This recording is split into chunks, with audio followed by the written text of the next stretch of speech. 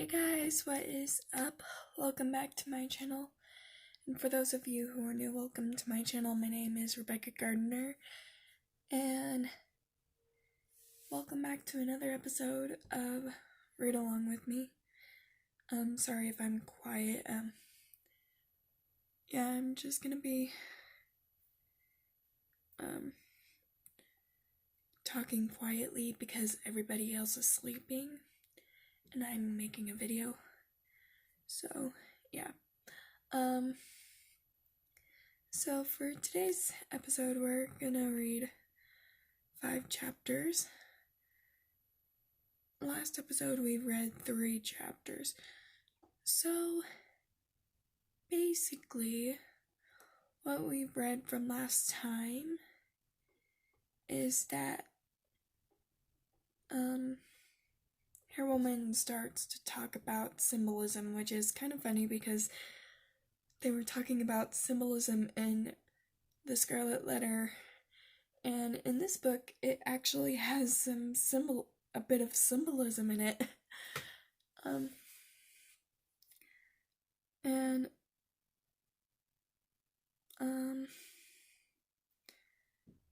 Let's see. Yeah, that's the only thing I remembered from last reading. So for today, we're gonna read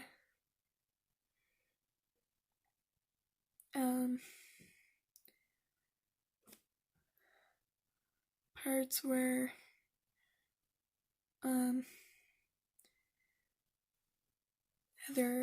Heather blows Melinda off, which is the part that makes me so angry. You'll see why. And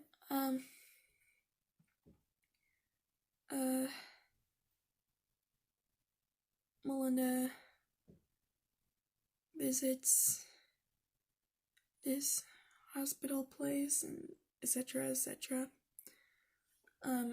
We'll go more into the book later, but we'll go more into depth about these chapters later, but yeah, let's get reading. Mr. Freeman has found a way around the authorities again. He painted the names of all his students on one wall of the classroom, then made a column for each week left of school.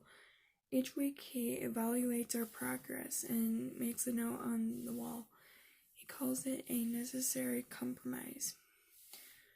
Next to my name, he's painted a question mark. My tree is frozen.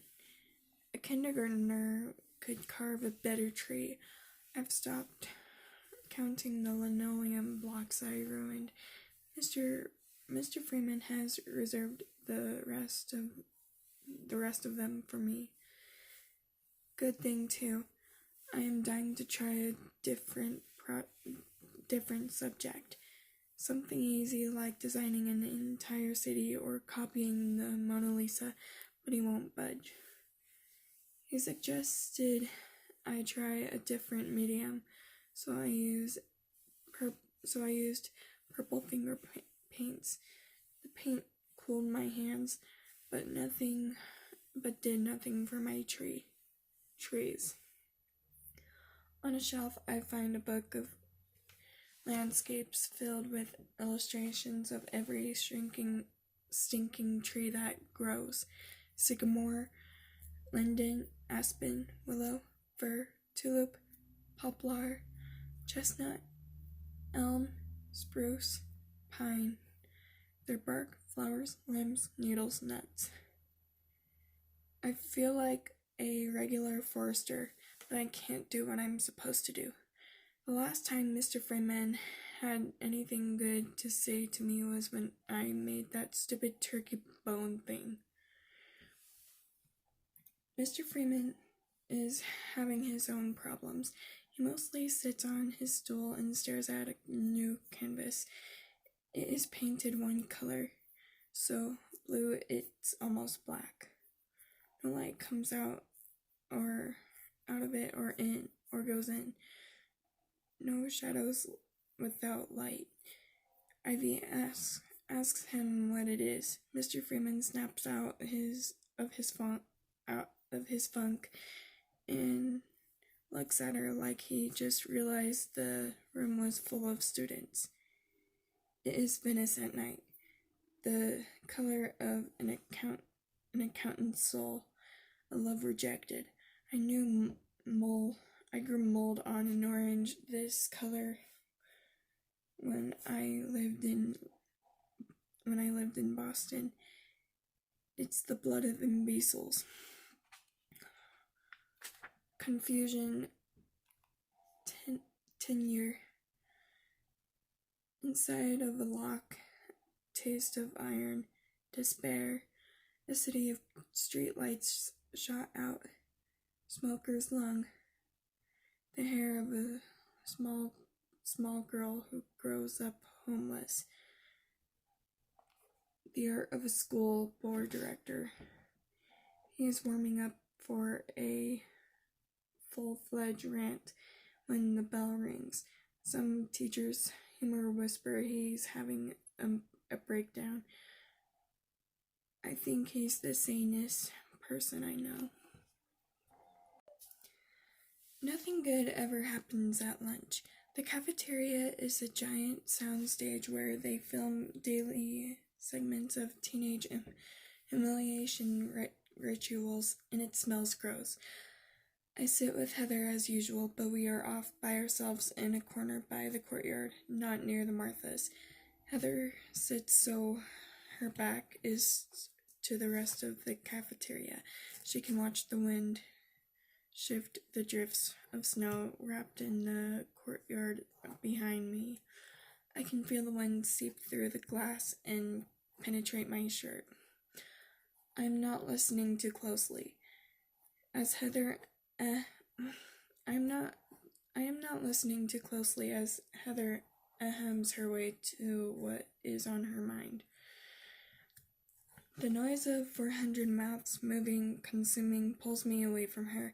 The background pulsing of the dishwashers, the squeal of announcements that no one hears. It is the spidery, the hornet haven. I am a small ant, crouched by the entrance, with the winter wind at my back. I smother my green beans with mashed potatoes. Heather nibbles through her jicama and whole grain roll and blows me off while she eats her baby carrots. This is awkward. I mean, how do you say something like this? No matter what. No, I don't want to say that. I mean, we kind of paired up at the beginning of the year when I was new and didn't know anyone, and that was really, really, really sweet of you. But I think it's time for us both to admit that we just are very different. She studies her no-fat yogurt. I tried to think of something ugly, something wicked and cruel. I can't. You mean we're not friends anymore? We're not. We were never really friends. We were never really friends, were we? I mean, it's not like I ever slept over at your house or anything. We like to do different things. I have my modeling and I like to shop. I like to shop. You don't like anything. You're the most depressed person I've ever met. And excuse me for saying this, but you are no fun to be around, and I think you need professional help. Up at this very point, I had never seriously thought of Heather as my one true friend in the world. But now I'm desperate to be her pal, her buddy, to giggle with her, to gossip with her. I want her to paint my toenails. I was the only person who talked to you on the first day of school, and now you're blowing me off because I'm a little depressed? Isn't that what friends are for, to help each other out in bad times? I knew you would take this the wrong way. You are just so weird sometimes. I squint at the wall of hearts on the other side of the room. Lovers can spend $5 to get a red or pink heart with their initials on it mounted on the wall for Valentine's Day. It looks so out of place. Those red splotches on blue. The jocks, excuse me, the student athletes sit in front of the hearts to judge the new romances. Poor Heather. There are no Hallmark cards for breaking up with friends. I know what she's thinking. She has a choice. She can hang out with me and get the reputation of being a creepy weirdo who might show up with a gun someday, or she can be a Martha, one of the girls who get good grades, do nice things, and ski well. Which would I choose? Once you get through this life sucks phase, I'm sure lots of people will want to be your friend, but you just can't cut classes or not show up to school. What's next? Hanging out with the dopers? Is this the part where you tried to be nice to me? You have a reputation. For what? Look, you can't eat lunch with me anymore. I'm sorry. And oh, don't eat those potato chips. They'll make you break out. She neatly wraps her lunch into a wax paper ball and deposits it in the garbage can. Then she walks to the Martha table. Her friends scooch down to make room for her. They swallow her whole, and she never looks back at me. Not once. I cut class, you cut class, he, she, it cut class. We cut class, they cut class, we all cut class. I cannot say this in Spanish because I did not go to Spanish today. Gracias a Dios. Hasta luego. When we get off the bus on Valentine's Day, a girl with white blonde hair burst into tears. I love you, Angela, is spray painted into a snowbank along the parking lot. I don't know if Angela is crying because she is happy or because her heart's desire can't spell. Her honey is waiting with the rose.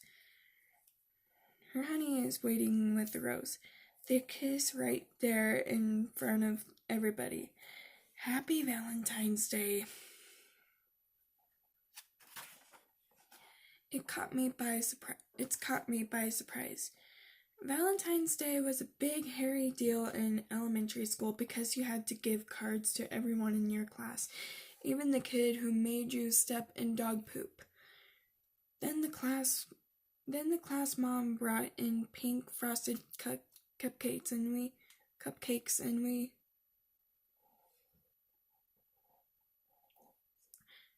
we traded those little candy hearts that said, "Hot baby and be mine." The holiday went underground in middle school. No parties, no shoe boxes with red cutout hearts for your drugstore Valentines. To tell someone you liked them, you had to use layers and layers of friends. As in Jeanette told me to tell you that Stephen told me that Dougie and Karam was talking to April, and she hinted that Sarah's brother Mark has a friend named Tony who might like you. What are you going to do? It's easier to floss with barbed wire than admit you like someone in middle school. I go with the flow toward my locker. We are all dressed in down jackets and vests, so we collide and roll like dumper cars at the state fair. I notice envelopes taped to some lockers, but don't really think about it until I find one on mine. It says Melinda.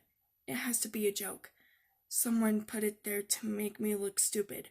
I peer over my left shoulder, then my right. for groups of evil kids pointing at me. All I see are the backs of heads. What if it is real? What if it's from a boy? My heart stops, then stutters and pumps again. No, not Andy. His style is definitely not romantic. Maybe David Petrak is my lab partner. He watches me when he thinks I can't see him. Afraid I'm going to break lab equipment or faint again. Sometimes he smiles at me, an anxious smile, the kind you use on a dog that might bite. All I have to do is open the envelope. I can't stand it. I walk past my locker and go straight to biology. Miss Kane decided it would be cute to review birds and bees in honor of Valentine's Day. Nothing practical, of course. No information about why hormones can make you crazy or why your face only breaks out at the worst time, or how to tell if somebody really gave you a Valentine's card on your locker. No, she really teaches about the birds and the bees. Notes of love and betrayal are passed hand over hand as if the lab tables were lanes on Cupid's highway. Miss King draws a picture of an egg with a baby chick inside it. David Petrakis is fighting to stay awake. Does he like me? I make him nervous. He thinks I'm going to ruin his grade, but maybe I'm growing on him. Do I want him like me? I chew my thumbnail. No, I just want anyone to like me. Sorry. Do I want him to like me? I chew my thumbnail. No, I just want anyone to like me. I want a note with a heart on it. I pull the edge of my thumbnail back too far and it bleeds. I squeeze my thumb so the blood gathers in it in a perfect spear before it collapses and slides toward the palm of my hand. David hands me a tissue. I press it into the cut. The white cells of paper dissolve as the red floods them. It doesn't hurt. Nothing hurts except the small smiles and blushes that flash across the room like tiny sparrows. I opened my notebook and wrote a note to David. Thanks. I slide the notebook over to him. He swallows hard, his Adam's apple bouncing to the bottom of his neck and back up again. He writes back, "You're welcome. You're welcome." Now what? I squeeze the tissue harder on my thumb to concentrate. Miss Kane's baby bird hatches on the board. I draw a picture of Miss Kane as a robin. David smiles. He draws a branch under her feet and slides the notebook back to me. I try to connect the branch to a tree. It looks pretty good, better than anything I have drawn in so far in art. The bell rings and David's hand brushes against mine and he picks up his book. I bolt from my seat. I'm afraid to look at him. What if he thinks I already opened his card and I hate his guts? Which was why I didn't say anything. But I can't say anything because the card could be a joke or from some other silent watcher who blends in with the spur of lockers and doors. My locker, the card is still there, a white patch of hope with my name on it. I tear it off and open it. Something falls to my feet. A card has a picture of two cutesy teddy bears sharing a pot of honey. I open it. Thanks for understanding. You're the sweetest. It is signed with the purple pen. Good luck, Heather. I bend down to find what dropped from the card. It was a friendship necklace I had given Heather in a bit of insanity around Christmas. Stupid, stupid, stupid. How stupid could I be? I hear a cracking inside of me. My ribs are collapsing on my lungs, which is why I can't breathe. I stumbled down the hall, down the other hall, down another hall, till I find my very own door and slip inside and throw the lock, not even bothering to turn on the lights. Just falling a mile downhill to the bottom of my brown chair, where I can sink my teeth into a soft white skin of my wrist and cry like the baby I am. I rock, thumping my head against the cinder block wall. A half-forgotten holiday was unveiled every knife that sticks inside me, every cut. No Rachel, no Heather, not even a silly geeky boy who would like the inside girl I think I am.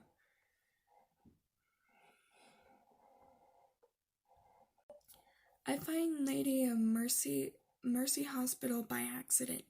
I fall asleep on the bus and miss the ball completely. The hospital is worth a try. Maybe I can learn some pre-med stuff for David. In a sick kind of way, I love it. There are waiting rooms on almost every floor.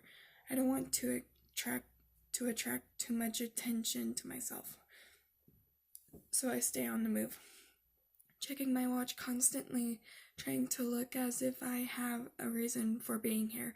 I'm afraid I'll get caught, but the people around me have other things to worry about. The hospital is the perfect place to be invisible, and the cafeteria food is better than the schools. The worst waiting room is on the heart attack floor. It is crowded with gray-faced women twisting their wedding rings and watching the doors for a familiar doctor. One lady just sobs. She doesn't care that total strangers watch her nose drip or that people can hear her as soon as they get off the elevator. Her cries stop just short of screaming. They make me shiver. I snag a couple of copies of People magazine, and I am out of there. The maternity ward is dangerous because people there are happy. People there are happy. They ask me questions. Who am I waiting for? When is the baby due? Is it my mother, a sister? If I wanted people to ask me questions, I would have gone to school. I have to call my father and flee. The cafeteria is cool, huge, full of people wearing doctor clothes with college degree, posture, and beepers. I always thought hospital people would be real health nuts, but these guys eat junk food like it's going out of style. Big piles of nachos, cheeseburgers as wide as plates, cherry pie, potato chips, all the good stuff. One known cafeteria worker named Lola stands by the steamed fish and onion tray. I feel bad for her, so I buy the fish platter. I also buy a plate of mashed potatoes and gravy and a yogurt. I find a seat next to a table of serious, frowning, silver-haired men who use words so long I'm surprised they don't choke. Very official, nice to hang around people who sound like they know what they're doing. After lunch, I wander up to the 5th floor to an adult surgery wing where waiting family members concentrate on the television. I sit where I can watch the nurses watch this nurses station, and beyond that, a couple of hospital rooms. It looks like a good place to get sick. The doctors and nurses seem smart, but they smile every once in a while. A laundry room worker pushes an enormous basket of green hospital gowns, the kind that shows your butt if you don't hold it closed, to a storage area. I follow him. If anyone asks, I'm looking for a water fountain. No one asks. I pick up a gown. I want to put it on and crawl under the white knobbly blanket and white sheets in one of those high off the ground beds and sleep. It is getting harder to sleep at home. How long would it take for the nurses to figure out I don't belong here? Would they let me rest for a few days? A stretcher pushed by a tall guy with muscles sweeps down the hall. One woman walks beside it, a nurse. I have no idea what is wrong with the patient, but his eyes are closed, and a thin line of blood seeps through a bandage on his neck. I put the gown back. There's nothing wrong with me. These are really sick people. Sick as you can see. I head for the elevator. The bus is on its way.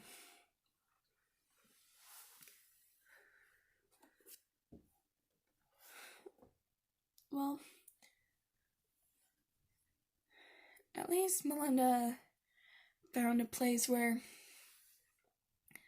she can truly be herself, but she sort of nearly got herself into trouble. But let's talk about Heather blowing Melinda off. Oh my gosh, I just want to smack her. Okay, so my discussion question for today is, what is the best way to break off a friendship? So, like, are you being nice about it, or do you just be all like, you are so negative, you don't like anything, you're not fun to be around, like what Heather was? And not to mention, she brought up the reason for Melinda to be depressed. That is so annoying. I hate it when people do that. Like,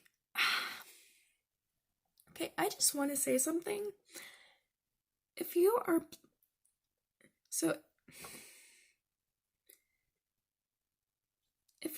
ever blow off a friend, don't say, you are so negative, you don't do anything, you are so depressed, you don't, like, that is so rude. Don't be as rude as Heather, okay? Just do it in a nice way, like, say stuff like, it's not you, it's me. I don't think this could work out between us, but it's not just you, it's me. But also you gotta be sorry, my camera will shut down soon, but you gotta be gentle to your friends, okay? Especially when someone is depressed, okay? Don't be all like, I'm blowing you off because you are depressed and you need help. Like, shouldn't you be helping them too? I mean, sure, Melinda does need help, but come on. And also, well, yeah, that's what I wanted to say. Okay. Yeah. I hope you guys enjoyed this episode, and I hope you guys enjoyed this series. Remember to stay happy, stay safe, and stay cool. And